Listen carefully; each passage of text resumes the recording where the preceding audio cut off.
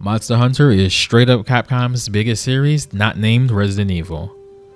The series started out with a fairly modest audience in Japan when the first game released in 2004 for the PlayStation 2. It didn't do as well overseas, but it wasn't an abject failure either.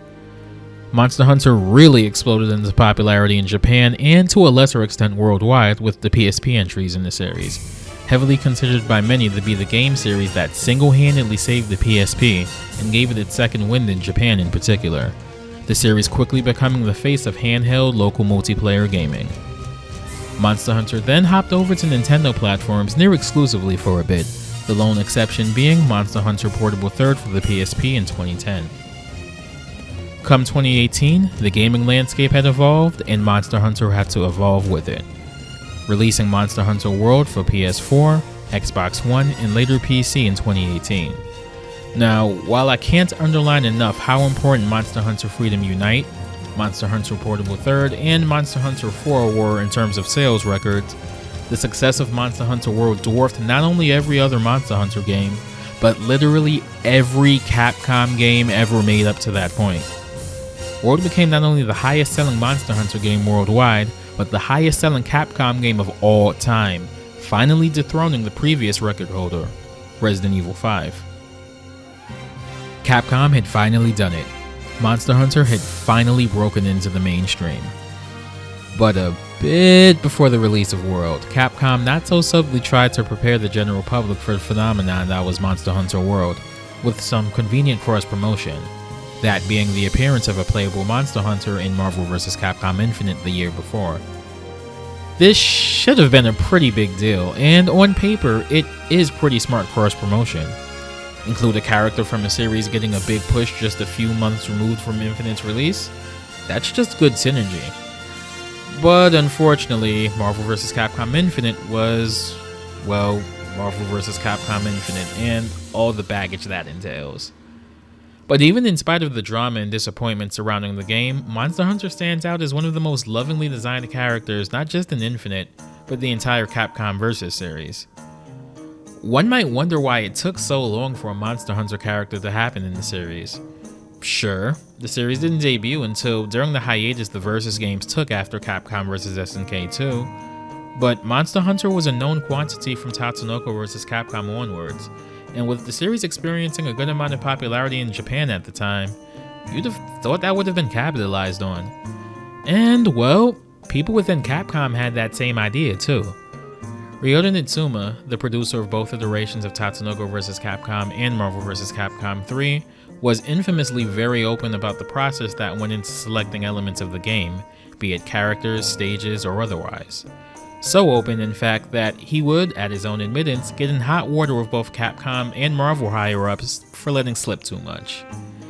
Get used to hearing his name in this video series because a lot of background information for the characters in TVC and Marvel 3 are informed by information he's volunteered both during and long after the development of both games.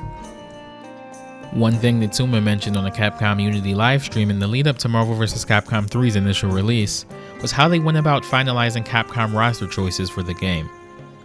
After the development team settled on a character, they would go to the producer of the series that the character originated from and ask their permission to use the character in the crossover. Nitsuma originally related this story as the main reason for the inclusion of Trish from Devil May Cry in the game. The team had went to the man in charge of the series who, unless my wires are completely crossed, was and still is Hideki Itsuno, a Capcom legend himself, and asked if it was fine to include Dante in Marvel 3.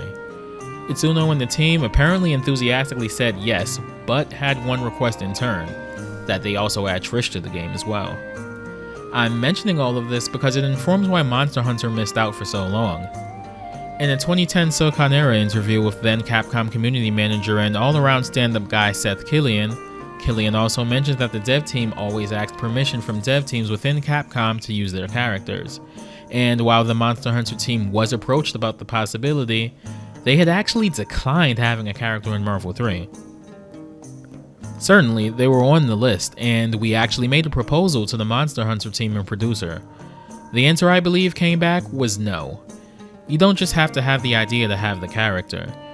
You also have to get permission from the producer of that series to include the character and however they are implemented. They thought it wasn't a good fit for the game, and maybe they're right. The Hunter is sort of a malleable personality rather than a super strong character in the Monster Hunter since he's so customizable. So the question then becomes, well, what changed between Marvel vs. Capcom 3 and Marvel vs. Capcom Infinite? And as I mentioned earlier, it probably has everything to do with the impending release of Monster Hunter World. I think Capcom knew they had a really big potential blockbuster in their hands with World, and while this is speculation on my part, I wouldn't be surprised if the directive to include a Monster Hunter character in Infinite came from pretty high up in Capcom.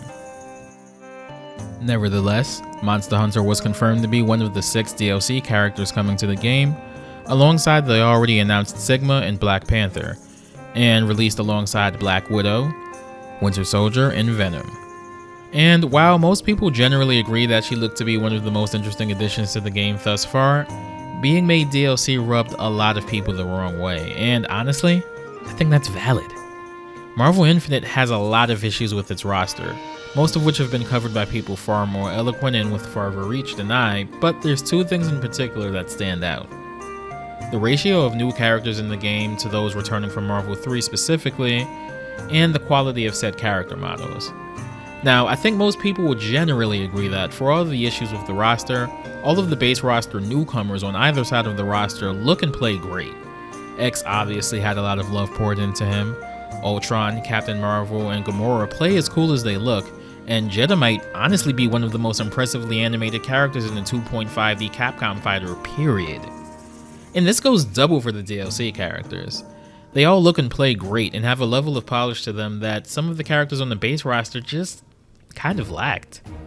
Having the DLC characters on the base roster wouldn't have saved the game, but it would have gone a long way towards pushing back against the absolute clowning the game was receiving by both fans and potential consumers, but also the immaculately timed announcement and subsequent promotion of Dragon Ball FighterZ, itself a 3-on-3 tag game clearly inspired by Marvel vs. Capcom, and using a beloved IP, in this case Dragon Ball.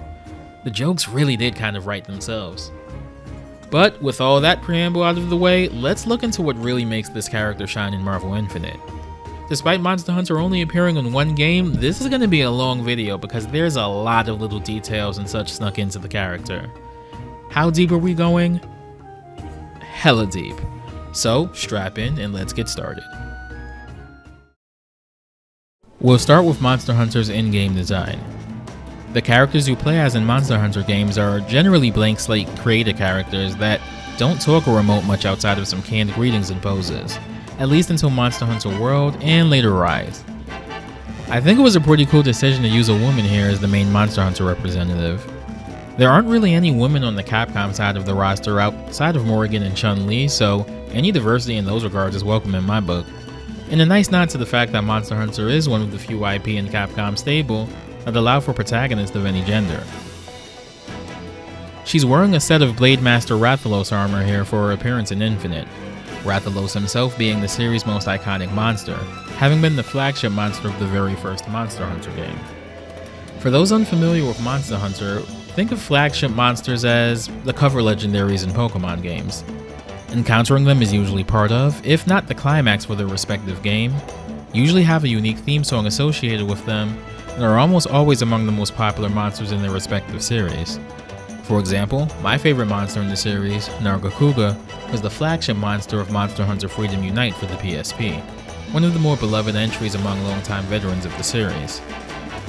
Rathalos' armor set has changed over the years visually, but the one in Infinite seems to be lifted directly from the incarnation of it present in Freedom Unite.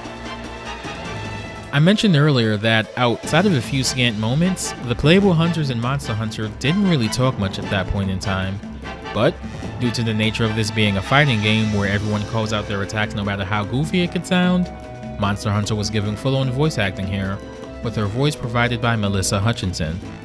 She's been in a ton of video games with the occasional anime role, but most people know her best as the voice of Clementine from Telltale's Walking Dead games. I think she does a fine job here.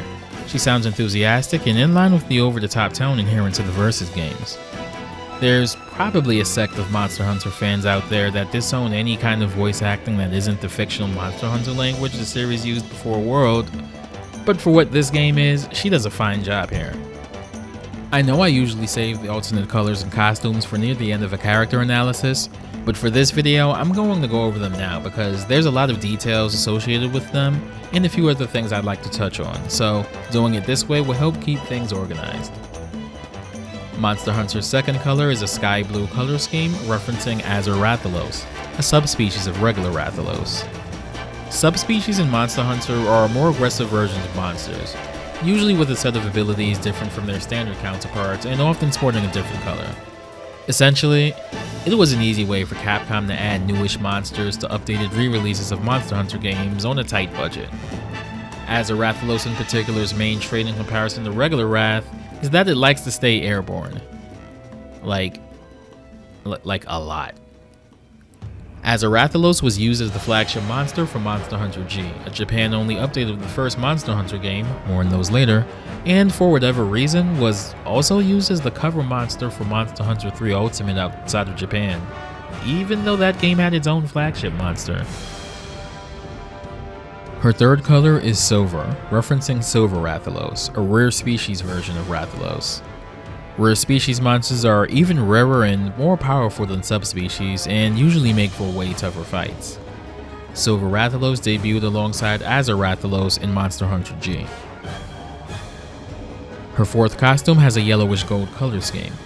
While it may just be to complement the previous costume, I can't help but think this might be a nod to the armor set for Gold Rathian, a rare species of Rathian. Rathians themselves are green-scaled female counterparts to Rathalos. While they have very similar power sets to Rathalos, Rathians tend to use their tails to poison hunters far more often than Rathalos does, and Golden Rathian doubles down on that. Like Silver and Azure Rathalos, Gold Rathian debuted in Monster Hunter G. Before we move on to her alternate costumes, let's talk a bit about the weapon she wields as a part of her moveset. Monster Hunter has three main weapons she uses in Infinite: the Greatsword, the Bow, and the Dual Blades. The Greatsword has an argument for being one of the most, if not the most iconic weapon in the series. It's a slow weapon that relies very heavily on positioning and being familiar with a monster's moveset in order to safely dish out its monstrous hits. The Greatsword Monster Hunter uses in Infinite at first glance seems to be the Golem Blade, which debuted in the first Monster Hunter game, but got a visual revamp in Monster Hunter 3. However, given the name of her Greatsword-focused hyper combo in this game, I think it's actually safe to assume that her Greatsword here is actually the Blade of Tartarus, which debuted as a late to endgame level Greatsword in Monster Hunter 3 Ultimate, and could be upgraded from the Golem Blade, which it shares its visual design with. The dual blades she uses are the Demolition Blades, which are made from Brachydios parts and debuted in Monster Hunter 3 Ultimate, where Brachydios was also the flagship monster. Brachydios is a monster that coats its hammer-like fists with a slime that explodes after a hit. It's pretty awesome. The bow she uses is the Icicle Bow, which debuted in Monster Hunter Freedom Unite and branched off from the Hunter's Bow weapon tree.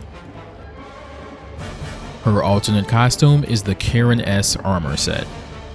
Kirin is a class of monster known as an Elder Dragon. Elder Dragons in Monster Hunter are generally considered to be immensely powerful monsters that defy standard monster classification. Kirin itself resembles a unicorn and uses an array of thunder attacks to fend off would-be hunters. It debuted in the very first Monster Hunter game and has been giving people trouble ever since. Her second color for her alternate costume is taken from the Kirin X armor set, which was also used as the base for the Orochi Kirin set. Orochi Kirin is a subspecies of Kirin from Monster Hunter 4 that uses ice as its primary element instead of thunder. Her third color is a pink color scheme with yellow and gold highlights. I've seen it suggested that this is homaging the Kanga armor set, which is made from Kangala, a monster that debuted in the Japan-only Monster Hunter 2 for PS2. However, I think the color scheme actually looks a lot closer to Mitsuzune's armor set from Monster Hunter Generations, which had been out for a year in the US and nearly 2 years in Japan by the time that Infinite released. Her fourth color scheme is primarily blue. The Marvel vs. Capcom wiki seems to suggest that it's based on the Zenogre armor set, and sure, let's go with that. Zinogre debuted in Monster Hunter Portable 3rd for the PSP in 2010, one of a handful of major Monster Hunter games that actually never left Japan. It uses primarily thunder attacks and is generally considered to be one of the most popular monsters in the series. You might have noticed that she's wielding a completely different greatsword in this outfit, and that's because in a neat little detail, she actually wields different weapons when using this outfit. The greatsword she's using is the Kirin Thunder Sword, a greatsword made with parts from hunting Kirin. The dual blades she uses are the Double Dragons, later renamed in series to Dual Dragon. These dual blades were made from Lao Shan Lung, an elder dragon that debuted in the first Monster Hunter game. The bow she uses is the Prominence Bow, a bow made from Rathalos parts that debuted in Monster Hunter 2. For whatever reason, it's listed online that it's the Queen Blaster, Rathian's bow, but it's pretty obviously not. If Monster Hunter is killed by chip damage in a fight, she will utter quest failed before collapsing. I have no other choice! Hyper Combo KO! Perfect! Quest failed is of course the text that appears whenever you, fail a quest in a Monster Hunter game. Monster Hunter has a pretty neat taunt in game. She starts doing some shadow boxing and talks some smack. In the Monster Hunter games, you can use a series of gestures to communicate with other players, one of which is the shadow boxing gesture. Even neater, the gesture itself actually does a bit of damage if you perform it close to a monster. Sure enough, if you use it close to your opponent in Infinite, it does a tiny bit of damage. During her taunt, she also mentioned something called G rank. Are you sure this is even G rank? For the uninitiated, G rank is essentially the highest difficulty tier of quests in Monster Hunter, usually reserved for updated re-releases and content expansions of Monster Hunter games. They're notoriously difficult and a lot more punishing than the hunts you'll find in the earlier ranks. The games in the series that have featured G rank are Monster Hunter G in its PSP remix Monster Hunter Freedom, Monster Hunter Portable 2G, also known as Monster Hunter Freedom Unite outside of Japan, Monster Hunter 3G, also known as Monster Hunter 3 Ultimate worldwide, Monster Hunter 4G, known as Monster Hunter 4 Ultimate outside of Japan, and Monster Hunter Double Cross, also known as Monster Hunter Generations Ultimate outside of Japan. Starting with Monster Hunter World, the series renamed G rank into the less confusing sounding Master rank, though its status as the most difficult series of hunts remained true as ever. Both Monster Hunter World Iceborne and the recently released Monster Hunter Rise Sunbreak are essentially the G rank versions of their respective games. I say all of that to say this: Monster Hunter's saying you're not even the most difficult obstacle she's had to get past. Ouch. Monster Hunter's theme in Infinite is a remix of Proof of a Hero, the main theme of the Monster Hunter series. It's decidedly more electronic and synth-based in nature here, at least compared to the bombastic orchestrated piece it is in the Monster Hunter games, but it's still an okay remix, even if it necessarily isn't a remix I like. Here's the original.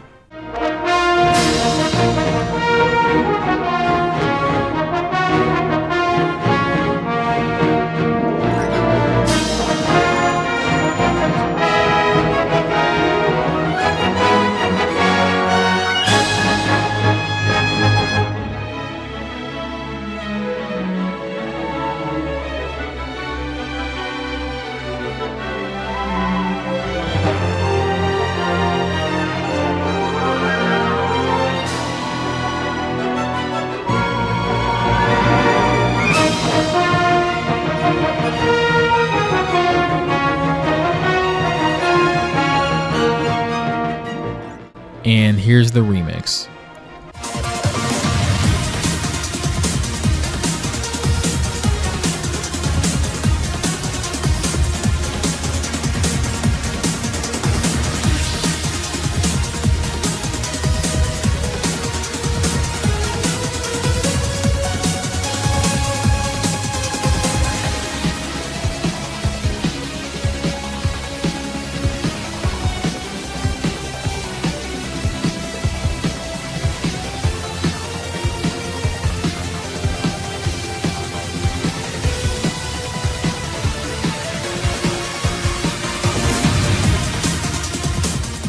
With the general aesthetics out of the way, let's dive into the moveset.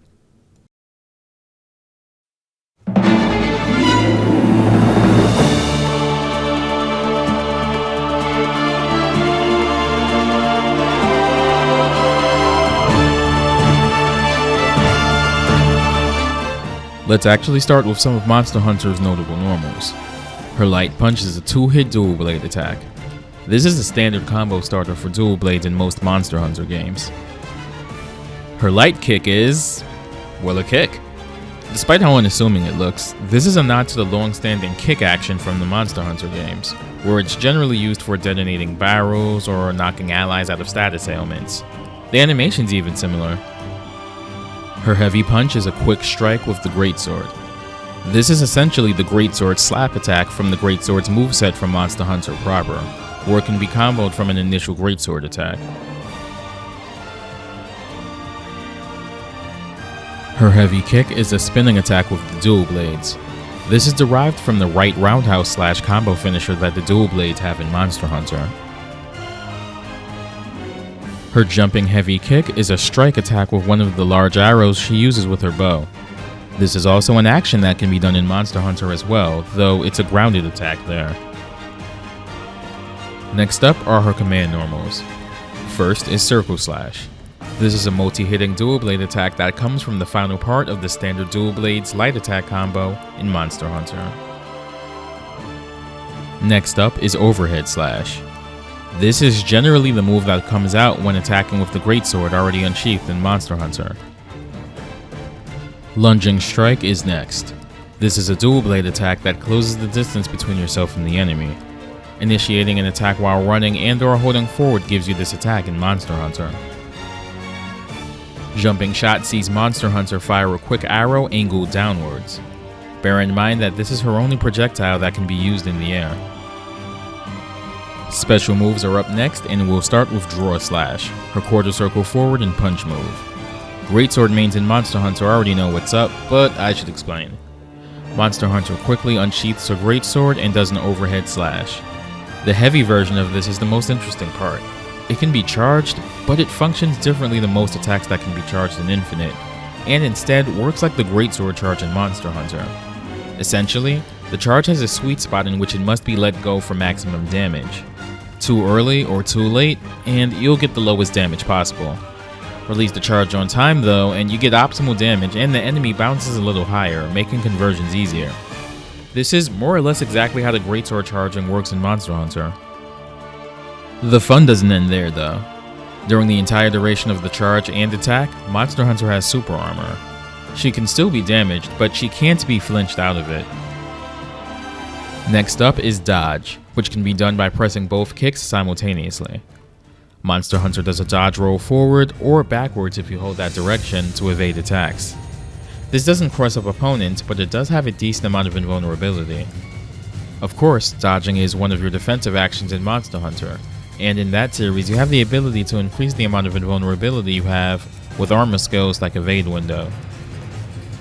Demon Flurry is her quarter circle back and punch attack. This is taken from a combo finisher available with the dual blades when in Archdemon mode, a powered up state that can be accessed after landing a certain amount of hits in Demon mode. More on that in a sec, but do be aware that this can be done in the air. Arrow Strike is her quarter circle forward and light kick attack. This attack can be charged, pretty much exactly how it functions in Monster Hunter. Arc Shot is done with the same motion, but with heavy kick. She fires some arrows upwards before they come barreling down on the opponent. Arc Shot is also one of the moves bow users in Monster Hunter can employ. Next up, her first hyper combo, Tartarus Stampede. Monster Hunter uses her Blade of Tartarus Greatsword to initiate a 4-hit combo. The attacks she uses here are actually a series of attacks that can be strung together with the Greatsword in Monster Hunter as well. The animations are pretty much spot on. Next up is Demolisher Demon Dance. This is a multi-hit dual blade combo that seems to be a powered up version of one of the combos available to dual blades users in Archdemon mode. This also doubles as an install super though, as Monster Hunter is left in Demon mode after. Demon Mode gives Monster Hunter a damage boost as well as access to some powered up abilities, much like what the mode does in Monster Hunter. Steel and Dragon Scale! 2, 3, and one more! Maximum! In Demon Mode, she gets access to Demon Dance with Quarter Circle Back and Punch. This can be done in the air as well.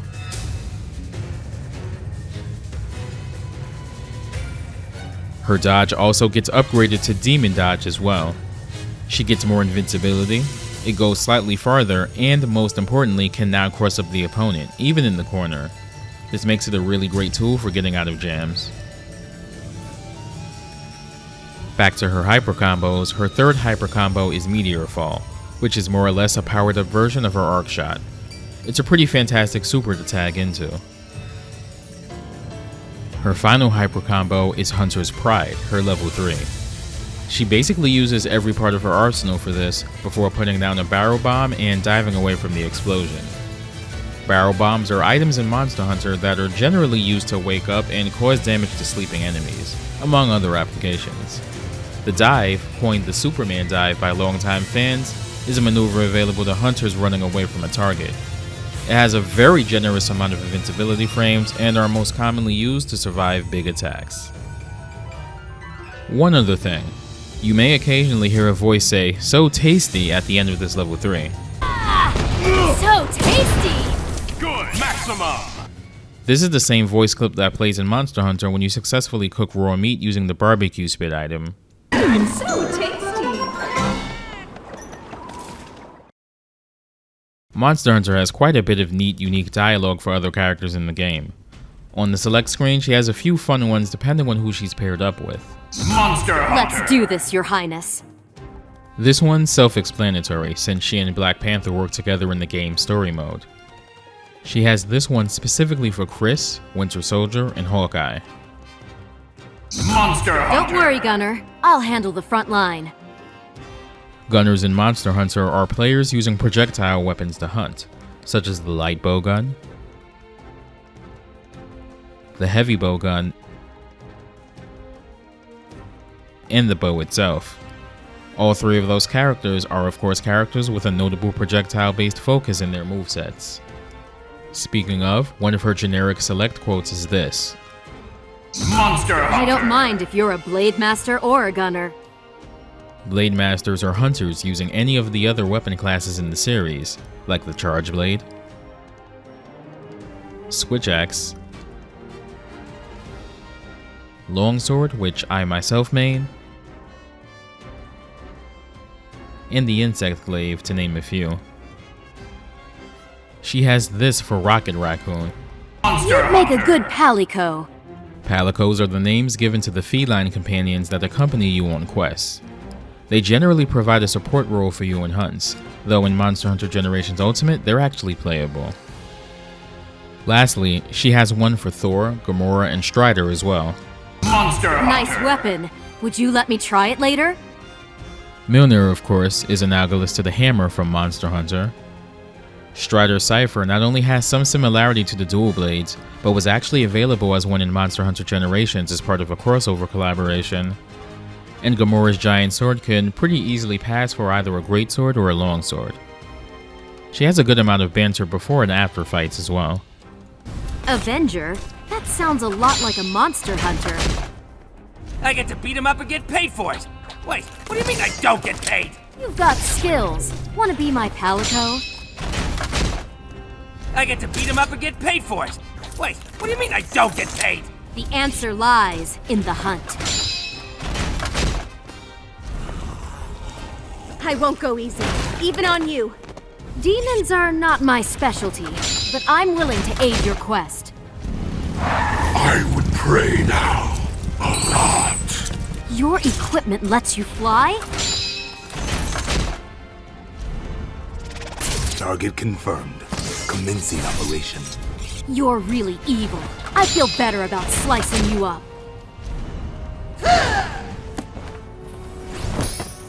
I can't allow you to threaten our ecosystem anymore! Those who control the stones control the universe.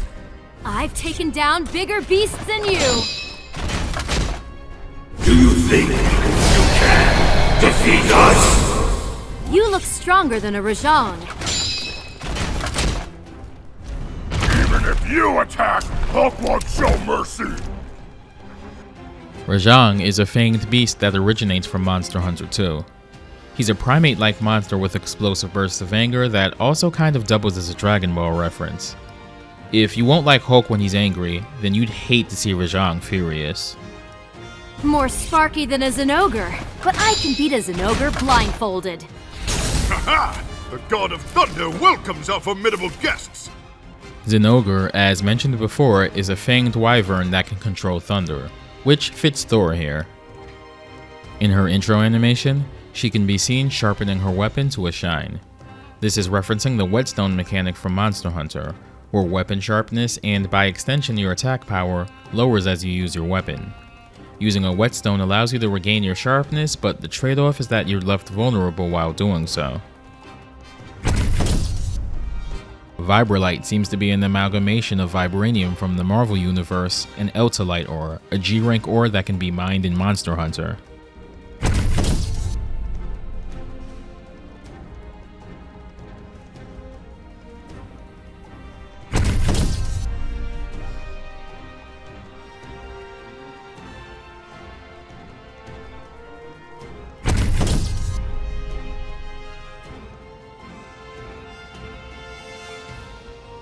Yian-Kut-Ku is a monster that debuted in the first Monster Hunter game.